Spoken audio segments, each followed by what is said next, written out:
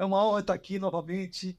Voltamos a discutir temas relevantes do nosso segmento. Dessa vez, trouxemos um convidado super especial que tem uma vasta experiência numa área que é super estratégica.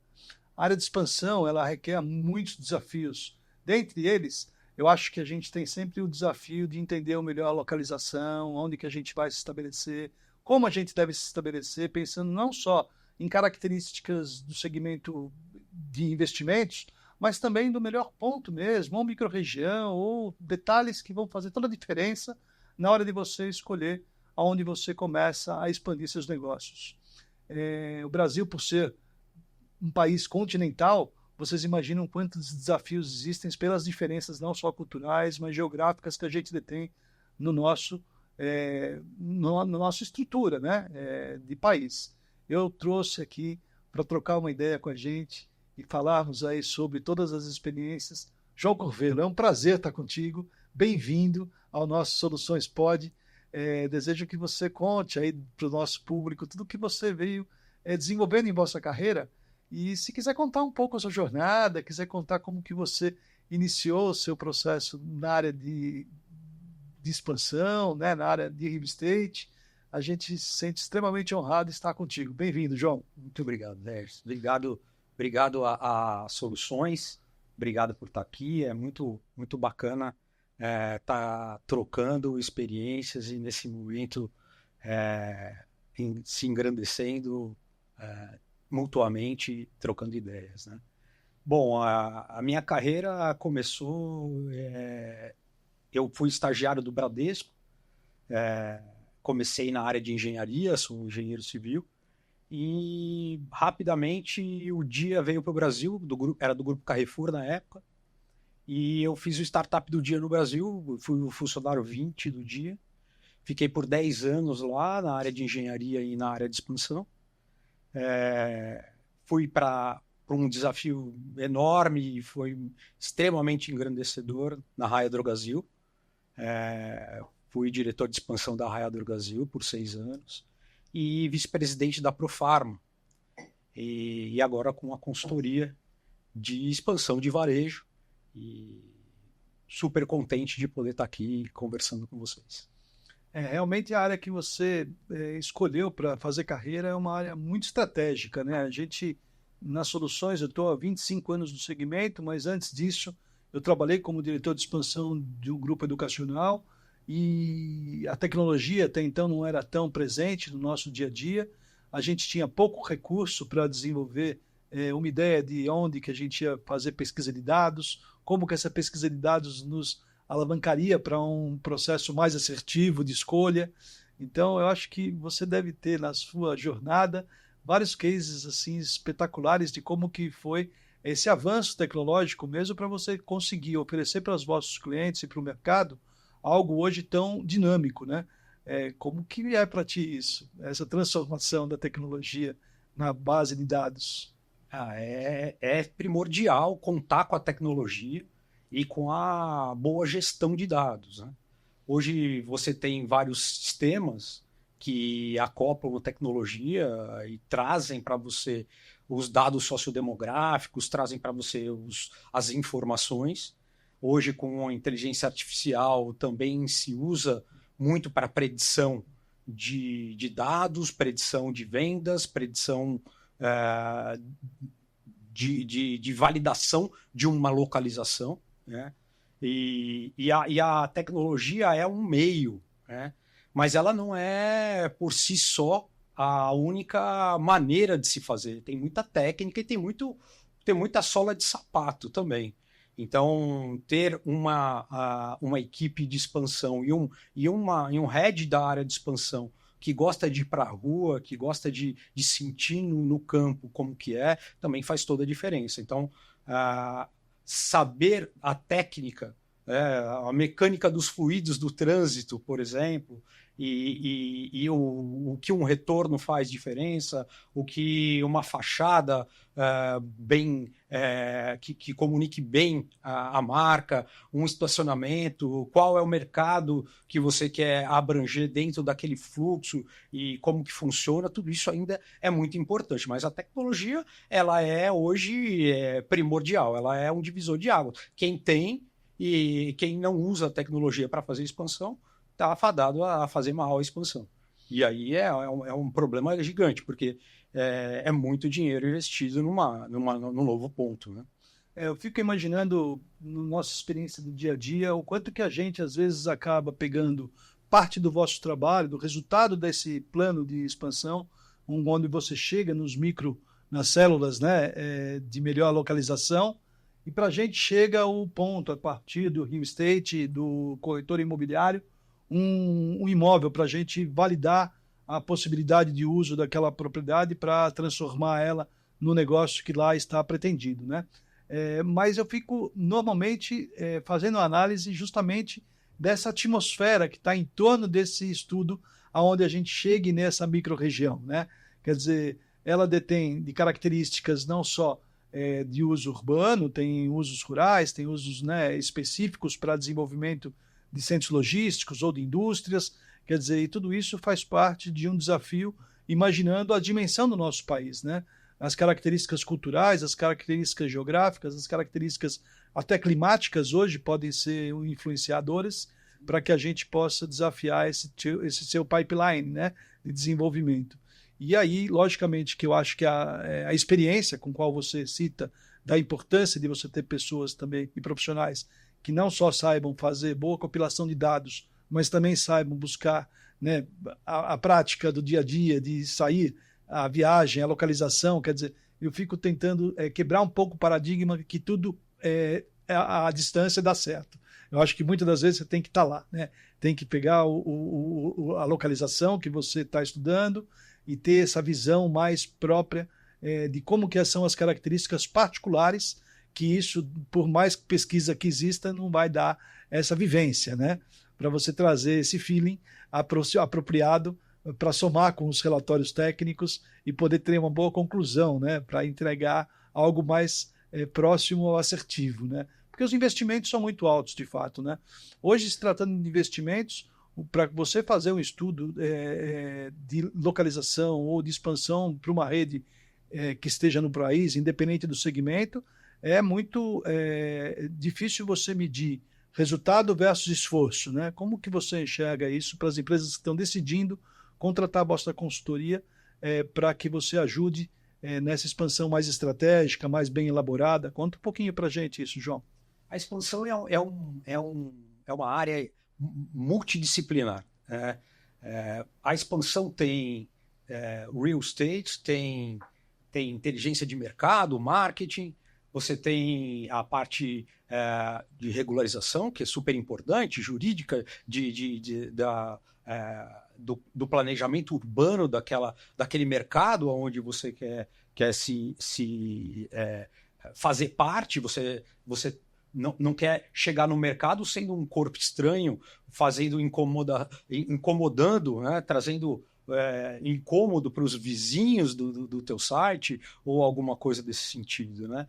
Então, é muito importante que essa visão multidisciplinar seja integrada.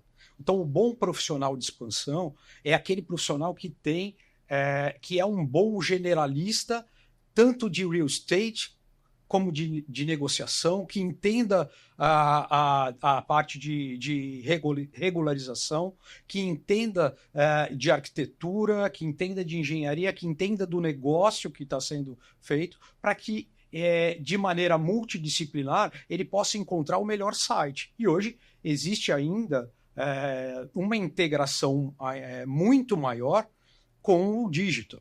Então, há necessidade de, além das questões de localização física, se entenda também o impacto daquele site, daquele imóvel, do ponto de vista logístico e do ponto de vista também do digital. e aquele site sendo também o principal difusor da marca, e o principal ponto de contato com o cliente daquela região específica. Então, expansão é multidisciplinar, ela tem várias facetas, mas a integração de todas elas e um olhar multidisciplinar e inteligente de gestão de projetos, que é muito importante também, ele é extremamente relevante. Entrando mais diretamente na tua pergunta, existem inúmeros estudos que são feitos e que em um dado momento, eles mostram que não tem a viabilidade do site. Então, saber fazer essa checagem adequada, de acordo com um funil, com várias peneiras maiores e menores, a que você gaste menos energia possível, avaliando a viabilidade, e fazer isso bem feito, é um grande X da questão de uma expansão veloz. Gastar menos energia possível. Para as decisões serem mais assertivas, né? Quando você fala do processo multidisciplinar, eu fico tentando sempre me questionar quando meus clientes me perguntam, soluções pode? Né? E eu fico mostrando que dentro das disciplinas todas que estão ligadas na cadeia de real estate, a minha parte, que se refere à questão regularização do imóvel, ela é uma parte que vem posterior à vossa, que é o estudo daquela atmosfera, né? Chegar no site é um desafio tão grande quanto validar o site, né? Eu acho que... Porque aí a viabilidade, quando você comenta, ela é mais ampla, né? Ela está no ponto de vista financeiro, ela está no ponto de vista econômico, ela está no ponto de vista de retorno, né? De régua de investimentos. E, para mim, no caso das disciplinas que atendem às soluções, a gente está basicamente voltado à questão registrária, à questão urbanística, a questão da definição do uso, onde eu tenho as disciplinas complementares, que é o Código de Prevenção de Combate a Incêndio, a vistoria sanitária, caso aquele negócio seja necessário ser aprovado por ela, e o ambiental, né, para a gente fechar todo o circuito, passando por acessibilidade, passando por processos de RIT ou de aprovações específicas de Comaer, e de outras que estão ligadas àquela localização que o site foi ou está sendo escolhido, né? Nessa sua atmosfera, quais recursos a mais você precisa pesquisar para que você chegue com essa definição na nuvem para aquele seu cliente começar a fazer a pesquisa do imóvel? Eu sempre sugiro, e na minha carreira nas empresas como executivo, eu sempre busquei colocar principalmente as não conformidades para serem solucionadas antes. Então, a questão regulatória eu diria para você que é a primeira barreira a ser superada, né?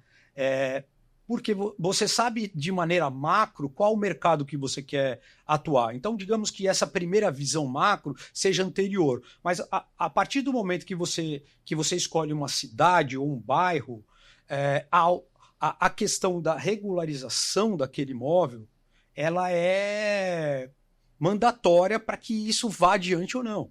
Então, eu acho que a empresa que faz bem a expansão, que faz rápido, de maneira a não perder tempo, ela coloca a questão de viabilidade imobiliária à frente da viabilidade econômico-financeira, aqui financeira, por exemplo. Porque se não for possível colocar, do ponto de vista imobiliário, aquela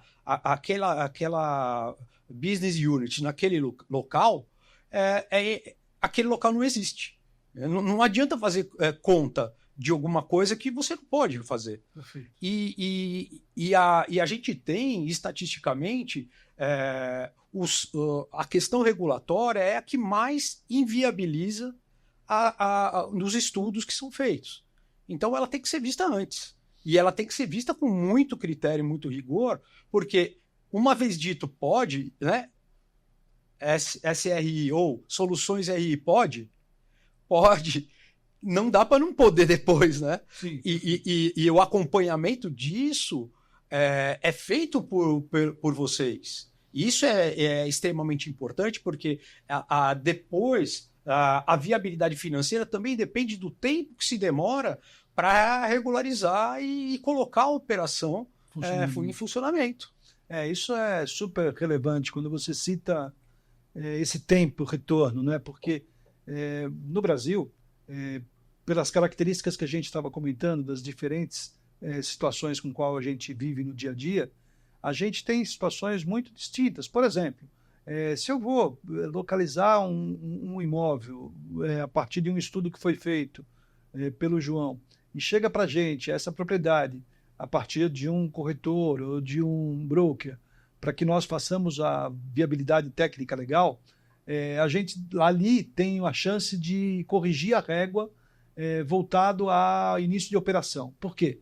Logicamente, que um processo de reforma ou de implantação construtiva hoje, ele é muito rápido, né? Ele passa a ser não mais um desafio do construtor ou da arquitetura, porque os padrões são mais facilitados do que propriamente a questão burocrática, que muitas das vezes não é nem só uma questão de análise técnica do órgão público. Muitas das vezes a legislação ela impede que você inicie uma obra, por exemplo, com 30 dias. Você tem que aguardar 120 dias em alguns casos específicos, como, por exemplo, aqui em São Paulo, onde você tem áreas de Condefat, Compresp, que são áreas de tombamento do Estado ou do município, e que já não aceitam que um protocolo possa se dar a partir de 30 dias para iniciar a obra. Então, eu tenho que corrigir a régua para o investidor, falar, olha, o que você havia imaginado de iniciar a sua operação em 6 meses, você não vai demorar 6 meses, vai demorar pelo menos 8 para ter as licenças obtidas. E a partir das licenças obtidas, você pode iniciar a sua operação. E como que a gente põe isso dentro da conta de quem está empreendendo, de quem está negociando isso com um proprietário, no caso de uma locação, com um tempo de carência. Então, quando a gente entende a importância da estratégia, ela faz toda a diferença para que aquele investidor possa medir de fato quanto que é o tempo de retorno, qual os desafios que ele vai ter que superar diante dessa jornada, porque essa jornada não é difícil ou fácil. Ela é programável, desde que você disseque o processo, desde que você descodifique o código. Tá aqui, tem um código a ser decifrado. Vamos decifrar esse código, a gente tem um plano de ação, um plano de trabalho, está estudado pela a consultoria do João, aonde seriam as melhores localizações para a implantação daqueles negócios, está levantado pelos brokers quais são as opções para a gente poder viabilizar a implantação, e a partir daí começa todo o ciclo da regularização. Muitas das vezes ela é simples, até pelos códigos atuais, digitais inclusive, mas muitas das vezes ela é complexa, né? Depende do uso. Uma situação é eu implementar um café, um restaurante, a outra é um hospital ou um centro clínico, né? Um prédio que tenha baixo risco de incêndio, ou uma estrutura que requer um sistema de combate e prevenção de incêndio muito mais amplo. A parte ambiental sempre também é algo a ser bem discutido para que a gente não infrinja nenhum tipo de legislação que acarrete em danos àquele microambiente e que justamente a gente tenha, em relação aos vizinhos, zero impacto, ou seja, a conformidade de boa vizinhança, né? E também uma outra questão que acaba facilitando bastante os estudos é justamente quando você tem estratégia definida, você consegue conversar tecnicamente com o órgão público e com todos os stakeholders que estão sobre essa cadeira, né, ou sobre a cadeia, desculpa, trazendo o quê? Conformidade legal, governança e compliance. Ou seja, aquele empreendedor que está investindo para criar o seu plano de expansão, para fazer um investimento no nosso país, ele tem que ter a sabedoria e a certeza que hoje em dia nós temos estruturas muito profissionalizadas para dar conta desse planejamento dele da chegada, da expansão, do crescimento orgânico, e que ele depois tenha as métricas de retorno disso tudo. Mas hoje é muito mais fácil a gente estabelecer que ele consegue sim, né, estabelecer seus negócios de acordo com o que ele planejou, corrigindo essas questões que estão ligadas aos desafios. primeiro da expansão por células, depois da regularização da localização e da implementação do seu negócio. Então é super importante quando a gente vê o quanto você tem de trabalho que antecede o nosso e o quanto que o seu trabalho facilita o nosso também, para que quando nós chegamos no ponto, a gente já sabe exatamente que aquele imóvel está dentro de um ecossistema que já existe, por exemplo, outras estruturas habitando aquele espaço, às vezes do mesmo tipo de uso, por exemplo, no caso de drogarias, a similaridade de operações, no caso de hospitais, quer dizer, em cidades planejadas como as Smart Cities, né, a gente já tem as características ainda mais desenvolvidas. Mas em cidades que estão em evolução, como 99% das cidades brasileiras, elas estão numa eterna modificação, né? As cidades são ambientes vivos, extremamente dinâmicos, e o tempo todo, não só os planos diretores, os códigos de obras e a movimentação que rege esse sistema, acaba facilitando. O que muitas das vezes acaba acontecendo é a tendência da cidade se autogerir também, né? Porque características particulares, quando você implanta uma escola, quando você implanta ambientes que já geram retorno populacional, também pelas classificações, até mesmo de faixa social, você gera também uma movimentação de melhoria daquele ecossistema, né? Então a gente fica cada vez mais tentando encontrar mais e mais profissionais que atendam a cadeira de real estate, para que a gente estabeleça cada vez também melhores práticas para aquele desenvolvedor ter mais segurança, poder habitar esse espaço nosso Brasil, né? Somos gigantescos, né, João? Como que é chegar no Brasil? Uma multinacional desembarca e fala, eu tenho aqui um mar azul, mas esse mar azul ele vem poluído na cabeça do multinacional, né? O que você enxerga pelos desafios que você vivenciou? Retomando um pouco daquilo que você estava dizendo, acho que a gente pode fazer uma brincadeira com o nome do podcast. Não é só SRI Pod, mas pode ser também SRI Quanto Tempo, né? Porque a viabilidade financeira, que é função da mercadológica, do que a gente está falando, dos mercados, da predição de qual é o potencial daquele mercado, a financeira leva em consideração também o tempo que demora para que a loja ou a unidade de negócio possa começar a gerar valor, né? Gerar riqueza. E uma das últimas coisas que um empreendedor, seja ele internacional ou nacional, quer é criar alguma incomodidade, né? Algum incômodo no plano diretor de uma cidade ou num bairro específico. Então, se existe uma questão de Compresp, Condefat naquele imóvel, há que se saber quanto tempo vai demorar na realidade, mas também dá para se criar valor naquele imóvel que é uma maneira daquele bairro, daquela região, que é cultura daquele bairro, daquela região. Então, há como se ganhar valor e agregar valor a um imóvel que, do ponto de vista de regularização, pode ser um pouco mais demorado, mas ele vai trazer um retorno maior de marca e etc., se mantidas condições estabelecidas por um plano de Compresp, Condefat e etc.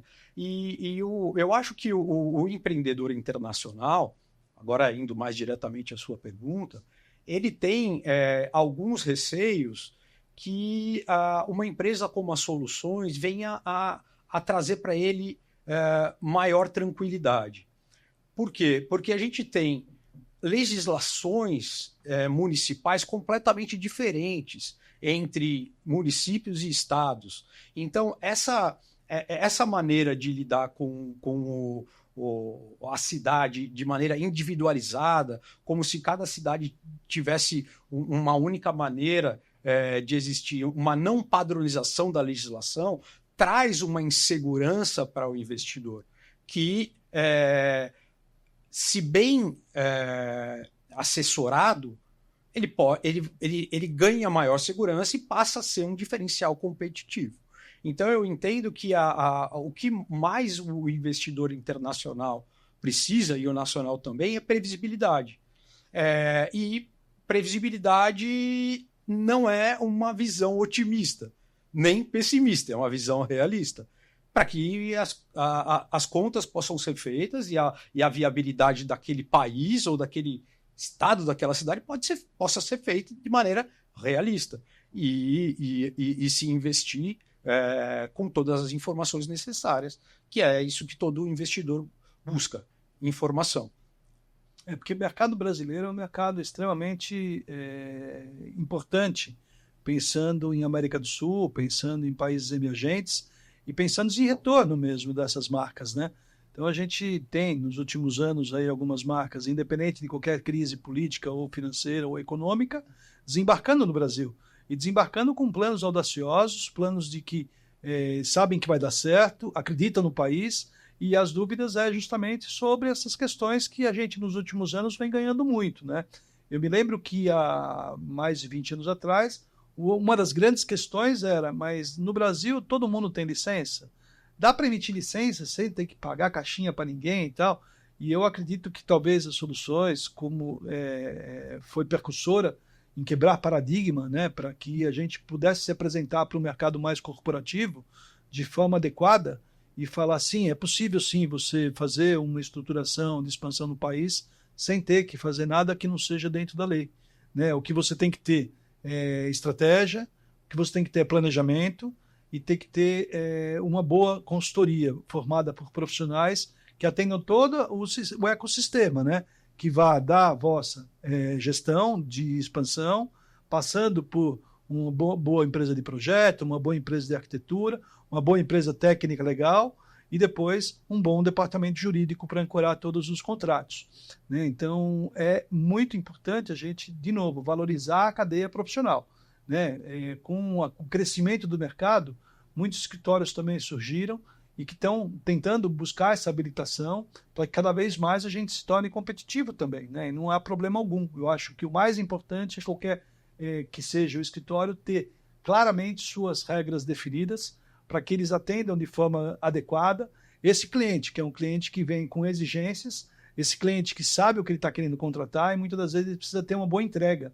Essa boa entrega não é um bom discurso de entrada, é o discurso de saída, né? Fala, olha, está aqui o que eu te prometi a fazer. Prestação de serviço é algo dificílimo ainda a ser incorporado, porque nós somos muito novos na gestão de serviços, né? Então a gente vem buscando aprimoramento através de estudos, né, de técnicas e de aprendizado, né, no dia a dia. E é por isso que surge cada vez mais consultorias especializadas para dividir essa cadeira, para que se forme todo um contexto para a gente chegar com os resultados mais efetivos a quem está buscando, de fato, fazer uma expansão orgânica adequada e profissional. João, me conta um pouquinho de que você entende do nosso país para os próximos anos, né, porque a gente está entrando num circuito agora que deve ter continuidade de onda de crescimento, né? E me parece que isso é uma tendência de fato, até pelo ciclo dos últimos 20, 30 anos, embora a gente viu várias marcas desembarcarem aqui, algumas não sustentaram a sua operação, mas a maior parte que desembarcou sustenta e cresce.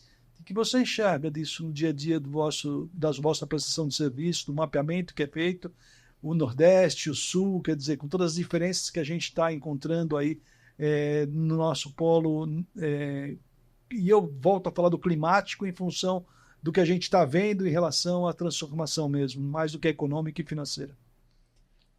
Eu acho que, do ponto de vista de previsibilidade a longo prazo, a gente vem ganhando ao longo do tempo. Independente do governo, se é de direita, de esquerda, se somos hoje uma sociedade bipolar ou não, se olhar uma curva ao longo do tempo, a previsibilidade, que é o que mais um investidor, seja ele nacional ou internacional, precisa, é olhar e ver que existe um ambiente, um cenário que ele é possível de ser mapeado e ser avaliado. E ao longo do tempo, a gente vem sentindo, principalmente no real estate, e que tem muito a ver também com as soluções e com as empresas co-irmãs, É um ganho de profissionalismo na regularização, um ganho de profissionalismo em todas as áreas. Né? Eu acho que ao longo dos anos a gente vem sentindo que cada vez mais os profissionais de expansão são melhores. Isso é muito bom. Isso é muito bom para os bons profissionais, para as marcas nacionais, para as marcas internacionais, para o investidor. Então, o mercado brasileiro, ao longo do tempo, diria da redemocratização para cá, ele vem, acho que a democracia ela é importantíssima para você poder ter um ambiente de negócios claro, da redemocratização para cá, a gente vem ganhando maturidade como país e como mercado, do ponto de vista internacional e para os empreendedores nacionais também. Então, eu vejo com muito bons olhos o futuro do país. Embora a gente passe por intempéries com alguma frequência maior do que a gente gostaria, mas numa curva de longo prazo ou num gráfico a longo prazo, eu enxergo uma evolução, sem dúvida nenhuma. Você estava comentando comigo no início do nosso bate-papo que você teve experiências múltiplas na sua carreira, mas em particular você citou duas que me chamaram a atenção. Uma na área do atacado alimentício, né? Na parte do varejo alimentar. Varejo alimentar, e a outra na área de drogarias, né? Na área de saúde. Sim. Né? E nos últimos anos a gente viu o que aconteceu com esse segmento, e você foi um dos percussores disso, né? Tanto na primeira experiência como na outra, quando o mercado ainda era bem virgem. Né? E me conta, na área de saúde a gente vê hoje, dentro de uma mesma quadra fiscal, 4, 5 operações acontecendo, né? E na área de alimentar a mesma coisa, inclusive com multinacionais entrando no mercado, grupos de investimentos comprando grupos já localizados. Isso parece-me uma expansão bastante agressiva desses segmentos, em particular esses dois, né? É verdade. Eu acho que o varejo farmacêutico é aquele que veio mais a curto prazo demonstrando essa volúpia de crescimento. Né? O varejo alimentar teve seu momento de crescimento exponencial e hoje é bastante mais técnico, tem que tomar um pouco mais de cuidado. E o farmacêutico, eu tenho, nos últimos anos, prestado serviço para algumas marcas e tive 6 anos dentro de uma empresa que hoje é um ecossistema de saúde, não é mais só uma empresa de drogarias, que a RD Saúde hoje tem braços de saúde e tecnologia além da marca Raia e da marca Drogasil. Né? É um case, por isso que eu comento, de crescimento sustentável, rentável, uma ação que cresceu ao longo do tempo baseada na sua capacidade de manter a operação bem feita, mesmo com uma expansão muito forte. Então, é um case excelente e as outras marcas também, principalmente da Abrafarma e associativismo, vem crescendo muito também, que são as pequenas que se associam para gerar clubes de compra e mais que isso, marketing e ter gestão mais profissionalizada. A população vem envelhecendo muito, né? E esse envelhecimento da população, a pirâmide etária do Brasil está se invertendo e a área médica é um mercado muitíssimo forte. E as drogarias vêm crescendo na onda de que esse mercado cresce ano a ano de maneira muito significativa a manter uma expansão tão forte. Né? E uma drogaria não vende só remédio, né? A gente percebe o quanto que eles também ousaram do ponto de vista de gôndolas, né?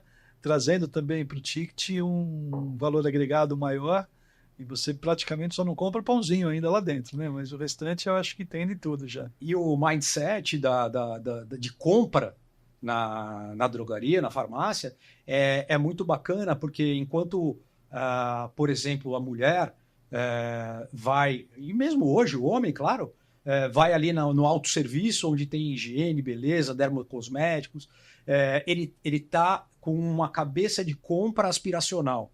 Ele está ali curtindo o seu cuidado consigo mesmo. Né? Aí, quando ele vai para o balcão pedir o remédio para o balconista, aí ele muda a maneira de pensar e começa a ter uma compra mais racional. E a percepção desses dois momentos da jornada de compra que acontece fisicamente dentro de uma loja, de uma farmácia, e também acontece no digital, na hora que está comprando ou um medicamento ou um dermocosmético, é importantíssimo para dar para o cliente uma atmosfera mais agradável possível, uma experiência de compra, e tanto a experiência positiva quando ele está pensando no bem-estar dele e da família no autosserviço, quando ele está pensando na saúde dele e da família, numa compra mais racional, quando ele está no balcão de atendimento. Então é muito interessante, mesmo dentro de uma área de vendas tão pequena, se comparada a outros varejos, como é uma farmácia, como o cliente muda de mindset o tempo todo, né? Isso me chama muita atenção, porque quando a gente fala do varejo, né, de pequeno ou médio porte, eu já logo vou de cara para os centros logísticos, né, porque a distribuição ela vai fazer toda a diferença para a gente ter a alimentação dessas lojas de forma adequada, com o menor tempo possível, né? E aí, quando a gente fala dos centros logísticos, a gente fala de novo de um Brasil continental, onde a gente claramente já tem mapeado, e pelo menos por tendências, inclusive, já grandes polos, como o polo de Pouso Alegre, aquela região de Minas Gerais, como o polo de Suape, lá em cima no Recife, né, no Pernambuco, desculpa. Mas você tem hoje médios polos e polos hubs de menor proporção, mas que hoje já fazem essa distribuição ser muito rápida, né? E com o advento da pandemia, a gente teve também uma transformação na forma que a gente viu a entrega acontecendo, né? Essa entrega de um dia, essa entrega numa alta velocidade de tempo, traz uma mudança. No nosso caso, quando eu falo das aprovações de uma farmácia ou de um restaurante ou de um atacado ou atacarejo, eu tenho particularmente algumas licenças mapeadas. Quando eu vou para um centro logístico, onde o volume de empilhamento, de docas, de tráfego de caminhões, de risco de incêndio aumenta demais, e também o mix de produto, quando a gente verifica na questão de uma farmácia, que você tem a parte de medicamentos, você tem a parte de cosméticos, tem a parte de outras classificações que você tem que ter licenças específicas para armazenar e distribuir esses produtos. Então, são coisas muito distintas. Mas, João, para organizar isso tudo também na cabeça de um centro logístico, também é um outro tipo de trabalho que tem que ser desenvolvido de forma bastante detalhada, né? Porque você está falando de uma implantação de médio ou de grande porte, né? Diferente de você implantar sites de 300, 400, até 1.000 metros, você está falando de coisas acima de 10 mil metros quadrados, é isso? Exatamente. E entra muito mais do que o abastecimento físico, entra das lojas físicas, mas entra também o last mile do e-commerce. Então, como lidar com uma cadeia logística, com supply chain, desde a hora que o teu fornecedor entrega no centro de distribuição até a hora que o seu cliente tira aquele produto da gôndola. Onde eu vou colocar esse centro de distribuição para que eu possa comprar com o frete mais barato do meu fornecedor e o meu cliente final, seja ele no digital ou o cliente omnichannel, possa comprar com o menor preço possível e custo de logístico, né, da cadeia de suprimentos. Então, sem dúvida nenhuma, inúmeras incógnitas a serem colocadas ali naquela salada de frutas que são essas regressões preditivas que a gente faz para que a gente possa ter a menor distância possível dos maiores e dos mercados mais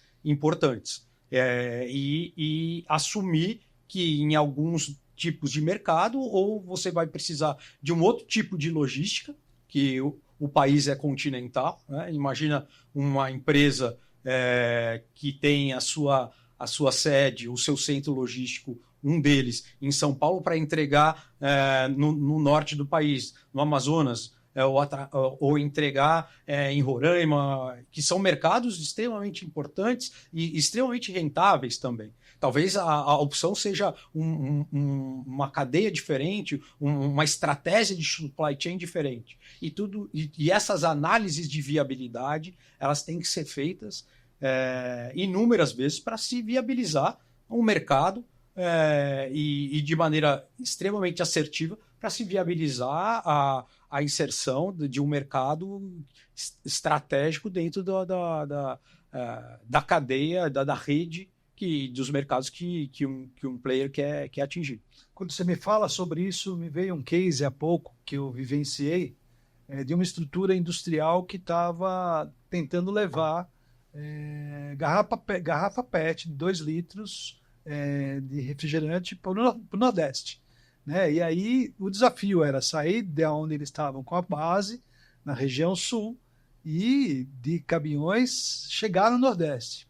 O que acontecia com a carga é que ela não aguentava a viagem, então ela chegava lá com um percentual de perda absurdo e não fechava a conta. E aí nem o centro logístico faria isso ser solucionado, porque não era só distribuição, era o transporte para chegar lá e pelas questões climáticas e pela distância.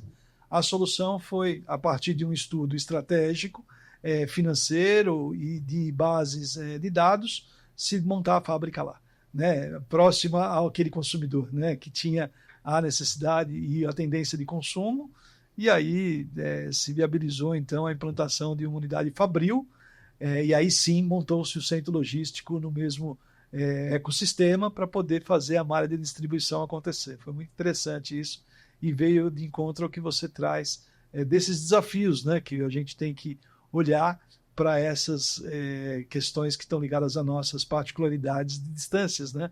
Distâncias e de clima. Você sai de baixo com 0 grau e chega lá em cima com 35, 40 graus, né? Isso, às vezes, agora com a questão climática, às vezes no mesmo dia aqui em São Paulo ou em outros locais, a carga sai de algum lugar e vai para outro, e passa por um gradiente de temperatura enorme, e por intempéries e por eventos extremos, e isso é também muito importante na hora de implantar um site, seja ele logístico ou não, se avaliar como que é aquele microclima, principalmente numa visão mais recente, aqui você tome cuidado com essas questões de climáticas extremas, né?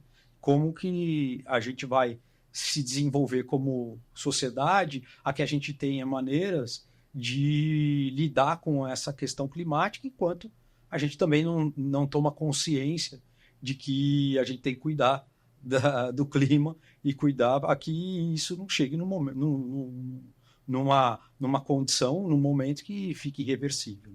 Eu vejo também muitas das questões que estão ligadas à nossa dinâmica, né, de empresas que estão, as nacionais, né, que estão e tiveram origem no sul do Brasil, e elas começam uma expansão pensando naquele polo, e depois chegam em mercados que talvez tenham uma tendência de maior volume, como empresas que estão no norte e nordeste, e estão esperando e aguardando o momento de chegar também aqui no sul e sudeste, e que às vezes são verdadeiros gigantes naquelas regiões, e que aqui no sul a gente nem as conhece ainda, né? Então, como o nosso país traz essas oportunidades, né, para essas empresas não só participarem de fusões e aquisições, mas também se desenvolverem no ponto de vista de estar com uma malha nacional, né?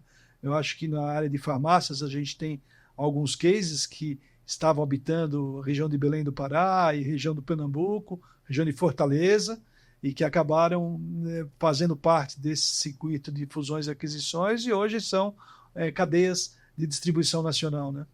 Não, sem dúvida. Eu tive alguns clientes de outras regiões, centro-oeste, norte, nordeste, sul também, não só aqui do sudeste, e eu quero fazer aqui uma uma revelação. Eu gosto muito de trabalhar com empresas do Nordeste. São empresas extremamente sérias, confiáveis e não tem por que não ser, né?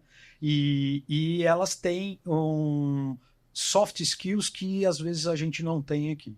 E são essas soft skills que trazem no relacionamento com o cliente um diferencial enorme. Eu tive um cliente no Nordeste que a região, a cidade onde nasceu aquela empresa, tinha aquela empresa como a menina dos olhos da região, da cidade. E era culturalmente um local onde as pessoas iam passear, as pessoas iam ter um ambiente de compra agradável, porque os pontos de venda, eles são momentos familiares também, são momentos da cultura e são multi-uso hoje, cada vez mais, né? E esse cliente era um cliente com uma área de vendas enorme e tinha também inúmeras outras oportunidades de varejo e negócios ali orbitando em volta dele. Então, foi uma experiência incrível. Ter esse cliente no meu portfólio é extremamente gratificante. É uma região que eu gosto muito de trabalhar, conheço muito e tenho muito prazer. Além de são muito acolhedores também com todas as chegadas com qual a gente se relaciona no dia a dia com eles, né? Acho que não é à toa que eles são vendedores natos, né? Pela forma que eles têm a empatia e a acolhedora de receber todos os povos, e nós somos sempre muito bem acolhidos por todo o nordestino, nortista. Não que seja diferente no nosso sul do Brasil, mas eu concordo contigo que a gente tem muitas oportunidades ali de ajudá-los a trazer as suas oportunidades de negócios para nossas regiões, onde o volume populacional acaba facilitando pelo poder aquisitivo e pelas grandes cidades que estão distribuídas com maior escala aqui na região sudeste, né? Cara, é uma delícia ter trocado uma ideia contigo. Eu queria também que o nosso público tivesse como te acessar, né? Que você contasse um pouco da sua empresa, desse o nome para ela e o contato para vocês poderem conhecer mais do João Corvelo, né, ter essa proximidade com esse amigo e que vem fazendo um trabalho aí de muita dignidade, de muita seriedade e que vem por onde vem passando, deixando legado, né? Eu acho que profissionais como ele eu faço questão de trazer para perto no nosso canal, na troca de experiências, considerá-lo dentro do meu plano de trabalho, no pipeline de empresas que nos procuram, para que a gente possa cada vez mais oferecer serviços de alta qualidade, né, João? É um prazer estar contigo. Conte um pouquinho para o nosso público da vossa empresa e o seu contato, por favor. Fique à vontade. Foi um prazer, está sendo um prazer. A Mindset é o nome da minha empresa. A Mindset é uma consultoria de expansão, tendo como dois principais pilares a inteligência de mercado, que a gente explorou bastante aqui, e gerenciamento de projetos, que é uma outra perna importantíssima para se fazer expansão. A empresa foi criada para suprir as dores de uma área de expansão, seja ela de varejo, seja de serviços, que usa a plataforma física e, a partir da física, a digital e omnichannel. Então, vocês podem achar mais da Mindset na internet, no www.m7rs.com.br. Temos a nossa conta no LinkedIn, Mindset, Retail and Strategy, e eu também no LinkedIn, João Corvelo, pode me achar também, e tem lá o nosso histórico, a nossa atuação no mercado. João, queria te agradecer. É ótimo estar contigo, poder trocar essas referências, poder trazer mais conhecimento para quem tem a oportunidade de nos assistir, né? A ideia do podcast nasceu com essa finalidade de a gente trocar conhecimento dentro do nosso segmento, que vem esboçando os temas voltados à estratégia, expansão, a parte regulatória propriamente dito voltada ao urbanismo e à arquitetura técnica legal, as disciplinas regulatórias como todas. A gente vai ter uma escala no nosso planejamento de abordar essas disciplinas até o final do ano ainda com mais detalhes, Então, eu me despeço de vocês mais uma vez. Soluções pode? Pode sim. João Covelo, Mindset, é um prazer estar com vocês.